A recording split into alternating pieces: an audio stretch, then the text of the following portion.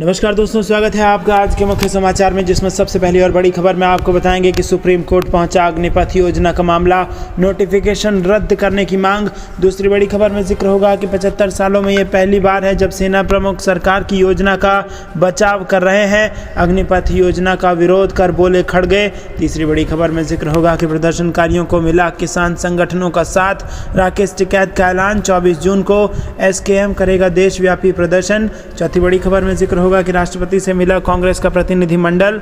अग्निपथ योजना और राहुल गांधी से पूछताछ के उठे मुद्दे। और इसी के साथ पांचवी बड़ी खबर में आपको बताएंगे कि एक्शन में चुनाव आयोग 111 दलों को रजिस्टर्ड गैर मान्यता प्राप्त पॉलिटिकल पार्टियों की सूची से किया बाहर। दोस्तों, हर एक खबर की गहराई में आपको ले जाएंगे, लेकिन उससे पहले आप अभी इस वीडियो को लाइक कीजिए और लाल बटन को दबा के चैनल को सब्सक्राइब करके घंटी बजाकर कमेंट में लिखिए जय हिंद। दोस्तों, रुक करते हैं सबसे पहली और बड़ी खबर की तरफ। सुप्रीम कोर्ट पहुंचा अग्निपथ योजना का मामला, नोटिफिकेशन रद्द करने की उठाई मांग। जी हां दोस्तों, केंद्र की अग्निपथ योजना के खिलाफ सोमवार को सुप्रीम कोर्ट में एक याचिका दायर की गई, जिसमें आरोप लगाया गया है कि सरकार ने सशस्त्र बलों के लिए वर्षों पुरानी चयन प्रक्रिया को रद्द कर दिया है, जो संवैधानिक प्रावधानों के विपरीत है, और इसके लिए संसद की मंजूरी भी नहीं ली गई है। अग्निपथ योजना 14 जून को घोषित की गई थी, जिसमें 17.5 साल से 21 साल के बीच के युवाओं को लेकर केवल 4 वर्ष के लिए सेना में भर्ती करने का प्रावधान है।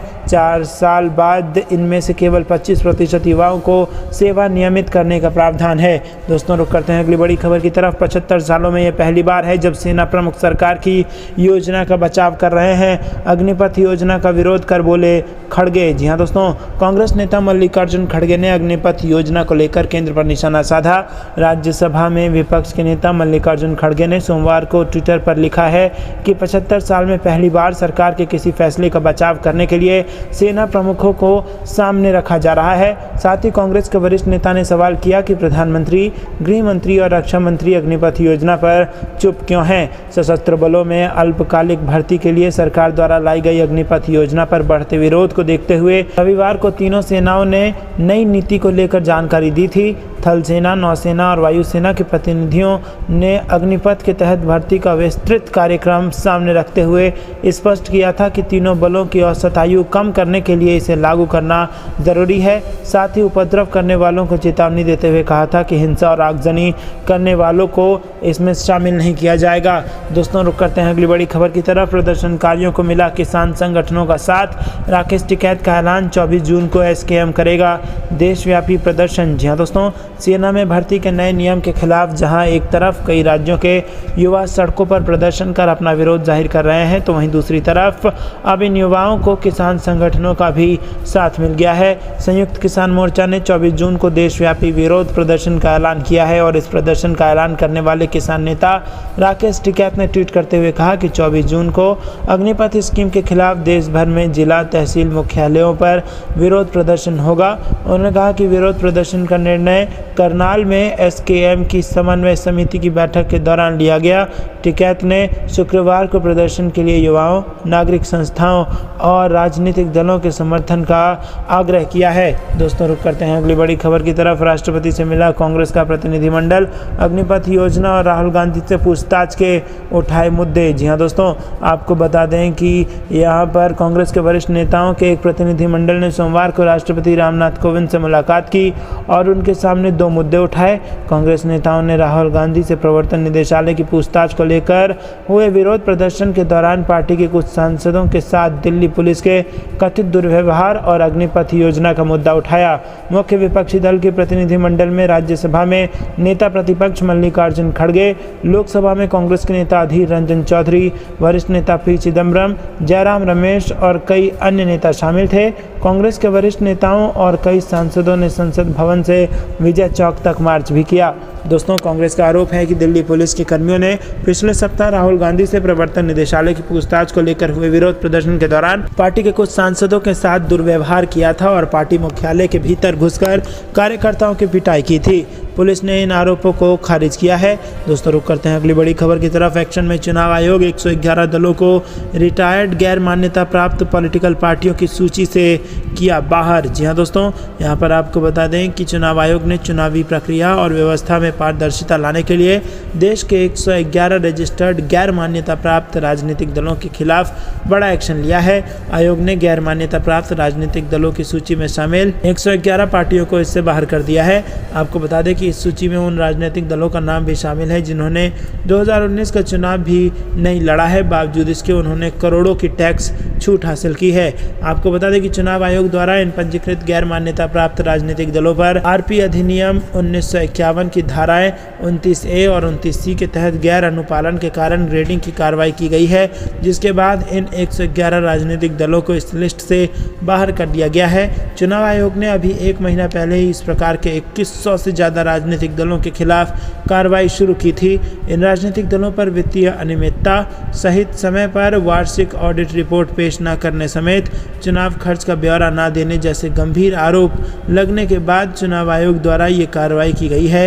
यही नहीं, चुनाव आयोग ने सभी राज्यों के मुख्य निर्वाचन अधिकारियों को ऐसे राजनीतिक दलों के खिलाफ सख्त से सख्त कार्रवाई करने का निर्देश जारी किया है। चुनाव आयोग ऐसे दलों पर कार्रवाई करते हुए उनसे वो दर्जा छीन सकता है जिसमें अभी तक ये पार्टियां टैक्स से छूट का लाभ लेती आई हैं। दोस्तों, रुक करते हैं अगली बड़ी खबर की तरफ। सचिन पायलट ने कृषि कानून का हवाला देकर अग्निपथ योजना पर साधा निशाना, कहा हमारा सत्याग्रह जारी रहेगा। राजस्थान के पूर्व डिप्टी सीएम सचिन पायलट ने अग्निपथ की योजना के विरोध में नई दिल्ली में जंतर मंतर पर धरने को संबोधित किया। सचिन पायलट ने 3 कृषि कानूनों का हवाला देकर अग्निपथ योजना पर निशाना साधा। पायलट ने कहा कि किसानों के विरोध के चलते 3 कृषि कानून वापस लेने पड़े थे, उसी प्रकार युवाओं के विरोध पर अग्निपथ योजना वापस लेनी पड़ेगी। पायलट ने कहा कि केंद्र सरकार की तानाशाही और जन विरोधी नीतियों के खिलाफ सत्याग्रह जारी रहेगा। सचिन पायलट अखिल भारतीय कांग्रेस कमेटी द्वारा केंद्र सरकार की अग्निपथ योजना के विरोध में दिल्ली में आयोजित सत्याग्रह में शामिल हुए। पायलट ने कहा कि कांग्रेस पार्टी इस संघर्ष में देश के युवाओं के साथ खड़ी है। कांग्रेस पार्टी अग्निपथ योजना का विरोध करेगी। ये योजना देश हित में बिल्कुल भी नहीं है। योजना के माध्यम से युवाओं के हितों को कुचला जा रहा है। देश का युवा आक्रोशित है। कांग्रेस पार्टी युवाओं के साथ अन्याय नहीं होने देगी। दोस्तों, रुक करते हैं अगली बड़ी खबर की तरफ। हाय मोदी जी, चुनाव लड़ लिए, दीदी ओ दीदी कर लिए, लेकिन भर्ती नहीं किए, कन्हैया का तंज, पूछे कई सवाल। जी हाँ दोस्तों, अग्निपथ योजना को लेकर कांग्रेस नेता कन्हैया कुमार ने मोदी सरकार से कई सवाल पूछे हैं। उन्होंने कहा कि रोजगार देने में कोरोना है, लेकिन चुनाव लड़ने में कोरोना नहीं है। बंगाल में दीदी ओ दीदी कर लिए, लेकिन भर्ती नहीं की। कन्हैया कुमार ने कहा कि एक सीधा सा सवाल है कि सरकार को इस बात का जवाब देश के नौजवानों को देना चाहिए, जो भर्तियां हो रही थी वो भर्तियां होगी कि नहीं होगी। कुमार ने कहा कि पहले आर्मी में हर साल 75,000 लोग कम से कम बहाल होते थे। बीजेपी ने बाद में इसको घटाकर 50,000 कर दिया और पिछले 2 साल में 50,000 लोगों की भी भर्ती नहीं की, जबकि अब ये तीसरा साल है। उन्होंने कहा कि केंद्र सरकार ने बहाना दिया कि कोरोना की वजह से भर्ती नहीं की गई। दोस्तों, रुक करते हैं अगली बड़ी खबर की तरफ। सिद्धू मूसेवाला हत्याकांड, गोली चलाने वाले 3 शूटर्स को दिल्ली पुलिस ने गुजरात से किया गिरफ्तार। जी हाँ दोस्तों, सिद्धू मूसेवाला हत्याकांड में पुलिस को बड़ी कामयाबी हाथ लगी है।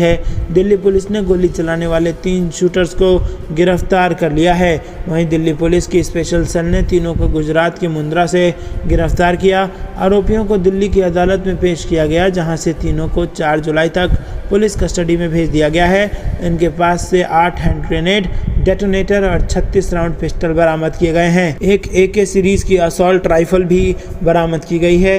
गिरफ्तार किए गए शूटर में से एक का नाम प्रियव्रत फौजी है और फौजी हरियाणा का गैंगस्टर है। दोस्तों, रुक करते हैं अगली बड़ी खबर की तरफ। दिल्ली में कोरोना हुआ खतरनाक, पिछले 24 घंटे में 6 लोगों की मौत, संक्रमण दर 10% के पार। जी हाँ दोस्तों, दिल्ली में कोरोना के मामले में कुछ कमी देखने को मिली है, लेकिन मौत का आंकड़ा बढ़ गया है। पिछले 24 घंटे में 1060 मामले दर्ज किए गए हैं और 6 लोगों की मौत हुई है। चिंता की बात यह है कि संक्रमण दर 10% के भी पार चला गया है। वहीं दोस्तों, आपको बता दें कि दिल्ली में पॉजिटिविटी रेट 10.09% पर पहुंच गया है। पिछले कुछ दिनों से ये आंकड़ा 6 से 7% के बीच चल रहा था और ऐसे में एक दिन में ही संक्रमण दर में बड़ा उछाल देखने को मिला है। मामलों की बात करें तो राजधानी में कोरोना के 1530 सामने आए हैं और सोमवार को यह आंकड़ा 1060 पर रह गया है। अब कम केस राहत दे सकते हैं, लेकिन टेस्टिंग का आंकड़ा भी उत्साह बढ़ाने वाला नहीं है। दोस्तों, अग्निपथ पर बवाल के बाद बैकफुट पर केंद्र सरकार स्कीम में किए कई अहम बदलाव। जी हां दोस्तों, अग्निपथ स्कीम की लॉन्चिंग 14 जून को केंद्र सरकार ने बड़े उत्साह के साथ की और रक्षा मंत्री राजनाथ सिंह ने तीनों सेना प्रमुख के साथ सेना में भर्ती स्कीम की खूबियां बताई। 1-2 दिन तो देश के युवाओं को इस स्कीम को समझने में लग गए, लेकिन जैसे ही इस स्कीम की डिटेल युवाओं को समझ में आई, वो सड़क पर उतर आए। जी हां दोस्तों, इस योजना के विरोध में कई संगठनों ने भारत बंद का ऐलान किया हुआ है। युवाओं की सबसे ज्यादा नाराजगी 4 साल की सेवा अवधि को लेकर है। युवाओं के अलावा नेताओं ने भी कहा है कि 18 साल में नौकरी शुरू करके युवा 22 साल में बेरोजगार हो जाएंगे, तो इसके बाद उनका क्या होगा। 16, 17 और 18 जून को इस योजना का इतना भयानक विरोध हुआ कि सरकार बैकफुट पर आ गई। इसके बाद सरकार ने इस योजना में एक के बाद एक कई बदलाव किए और प्रदर्शनकारी छात्रों का गुस्सा शांत करने की कोशिश की। तो दोस्तों, बैकफुट पर है मोदी सरकार और यहाँ पर आंदोलन जो है छात्रों का वो रंग ला रहा है। आपको क्या कुछ लगता है कमेंट में जरूर बताइए। रुक करते हैं अगली बड़ी खबर की तरफ। नुपुर शर्मा के खिलाफ बंगाल विधानसभा में निंदा प्रस्ताव पारित, बीजेपी का हंगामा, सदन से किया वॉकआउट। जी दोस्तों, पैगंबर मोहम्मद पर टिप्पणी के चलते घिरी नुपुर शर्मा के खिलाफ बंगाल विधानसभा में प्रस्ताव पेश किया गया है। यह प्रस्ताव ममता बनर्जी सरकार लाई थी, जिस पर हंगामा मच गया। इस प्रस्ताव के विरोध में शुभेंदु अधिकारी के नेतृत्व में भाजपा के विधायकों ने वॉकआउट कर दिया और इस प्रस्ताव में ममता सरकार ने आरोप लगाया कि भाजपा नफरत की राजनीति करती रही है। यही नहीं, इससे पहले खुद ममता बनर्जी भी कई बार नुपुर शर्मा की गिरफ्तारी की मांग कर चुकी हैं। नुपुर शर्मा के खिलाफ पारित प्रस्ताव में ममता सरकार ने भाजपा पर हमला बोलते हुए उसे उकसावे और नफरत की राजनीति करने वाली पार्टी बताया है। नुपुर शर्मा के खिलाफ यूपी, महाराष्ट्र और बंगाल समेत देश के कई राज्यों में प्रदर्शन हुए थे।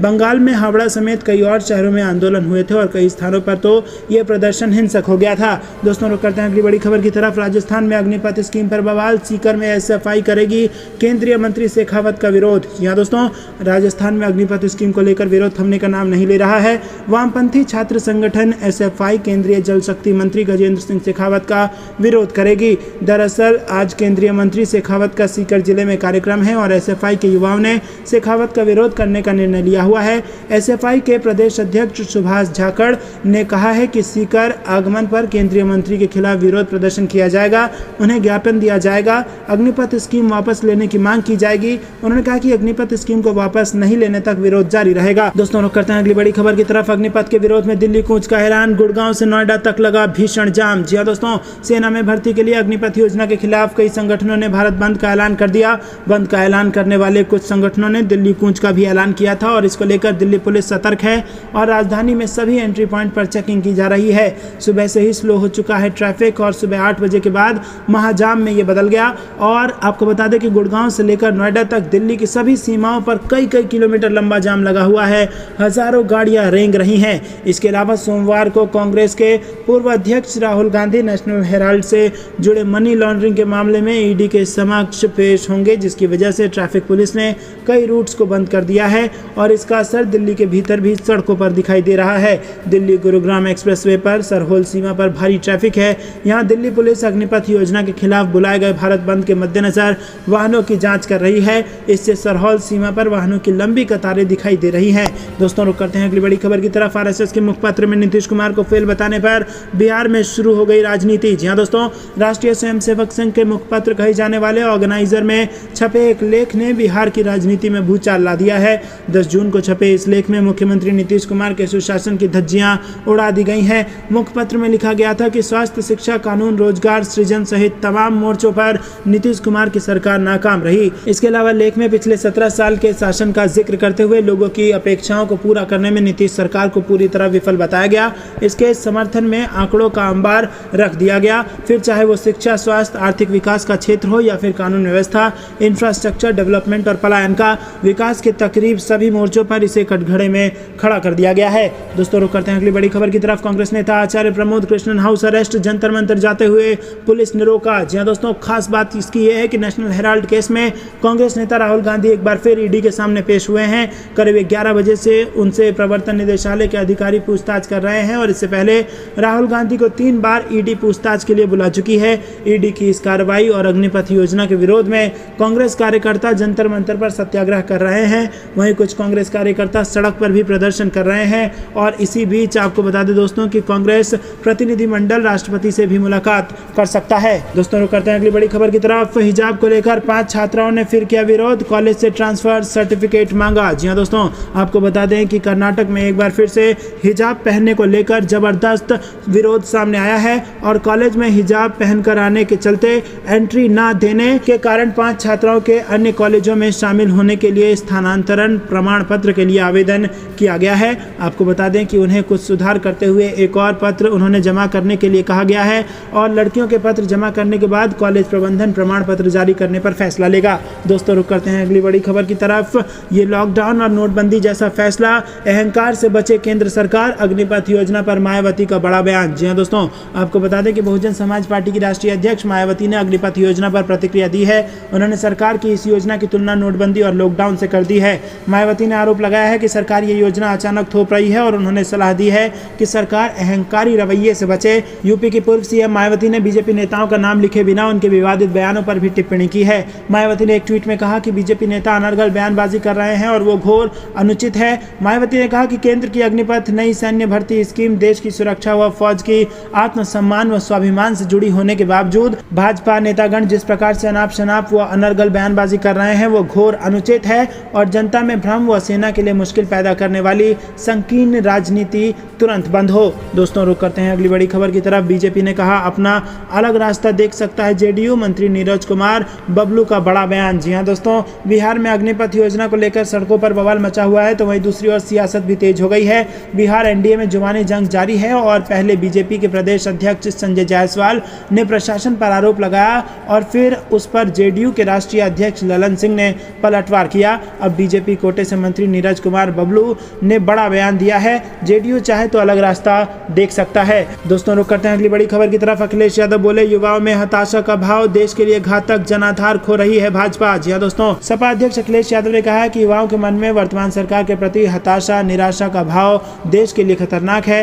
भाजपा का हर तरफ हो रहा विरोध दिखाता है कि भाजपा ने जनाधार खो दिया है। अखिलेश यादव ने ट्वीट कर कहा कि देश के युवाओं में वर्तमान के प्रति निराशा, हताशा और भविष्य के प्रति आशंका और सुरक्षा का भाव देश के विकास के लिए घातक साबित हो सकता है। सरकारों का दायित्व देश के वर्तमान को सुधारना व भविष्य को संवारना है। भाजपा सरकार का चतुर्दिक विरोध दर्शा रहा है कि भाजपा ने अपना जनाधार खो दिया है। दोस्तों रुक करते हैं अग्निपथ पर बवाल जारी, बीजेपी का आरोप केंद्र सरकार को गिराना चाहता है विपक्ष। जी हां दोस्तों, अग्निपथ सैन्य भर्ती योजना के विरोध में हो रहे प्रदर्शन के बीच भारतीय जनता पार्टी ने विपक्ष पर राष्ट्रीय सुरक्षा और सशस्त्र बलों के मुद्दे पर राजनीति करने और सरकार के लिए अस्थिरता पैदा करने का आरोप लगाया है।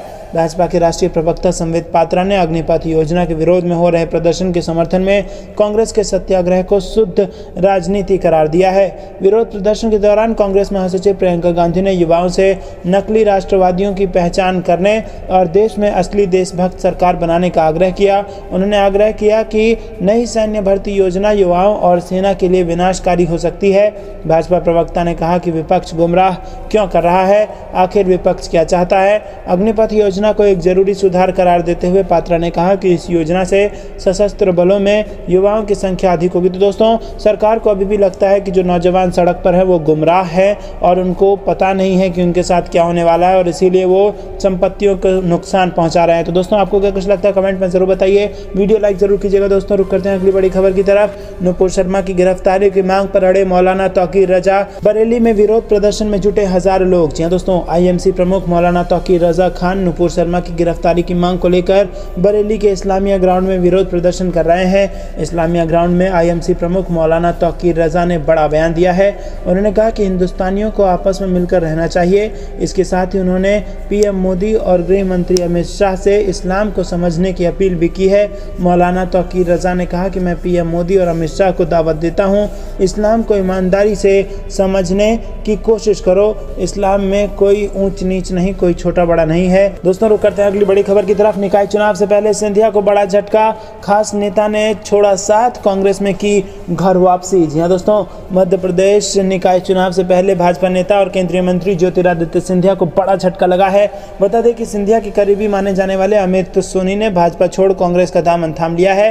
अमित सोनी इससे पहले सिंधिया के साथ कांग्रेस छोड़कर भाजपा में आए थे और इस बार वो मध्य प्रदेश निकाय चुनाव में गुना नगर पालिका से भाजपा की टिकट की दावेदारी पाना चाह रहे थे। बता दें कि अमित सोनी को पार्टी ने टिकट नहीं दिया, जिसके चलते वो बागी हो गए और वापस कांग्रेस में चले गए। सिंधिया के करीबी अमित सोनी का वापस कांग्रेस में शामिल होना, वो भी निकाय चुनाव से पहले, भाजपा के लिए अच्छा संकेत नहीं माना जा रहा है। मालूम हो कि कांग्रेस में रहने के दौरान अमित सोनी युवक कांग्रेस के जिला अध्यक्ष भी रह चुके हैं और उनके और मोदी सरकार में केंद्रीय मंत्री ज्योतिरादित्य सिंधिया के बीच काफ़ी अच्छे संबंध बताए जा रहे हैं।